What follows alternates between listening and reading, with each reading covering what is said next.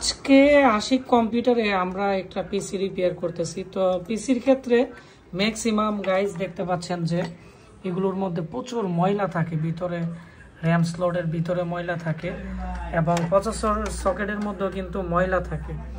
তো আমরা অনেকে যারা কাজ করি অনেকে ফু দেই, দেই, কিন্তু আবার বড় ব্লোয়ার দিয়ে ইউজ করি।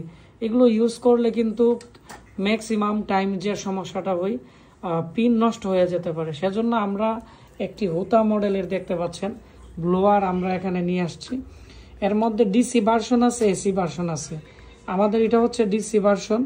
এর মধ্যে অনেক ধরনের এখানে দেখতে পাচ্ছেন পাম্প আছে বিভিন্ন সাইজের। এই পাম্পগুলো দিয়ে কিন্তু আমরা ভিতরে হাওয়া দিলে কিন্তু খুব সুন্দরভাবে পরিষ্কার হয়।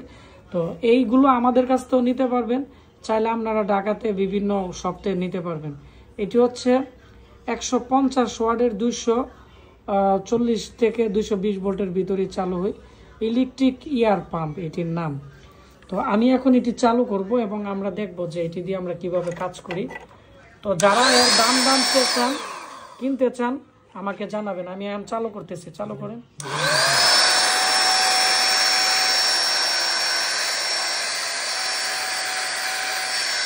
তো আমরা এইভাবে কিন্তু গাইস এটি করি, আর এর একটু হালকা সাউন্ড আছে।